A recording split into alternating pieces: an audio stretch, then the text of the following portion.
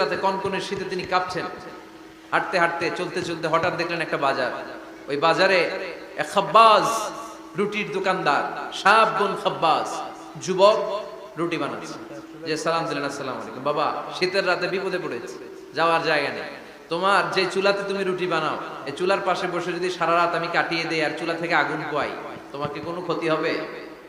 যুবক বলেন, না না, কোনো ক্ষতি হবে না। আহলান ওয়া সাহলান, এ আমার হাবান বিক, খোশ আমদেদ, এটা তো খোশ নসিব আমার।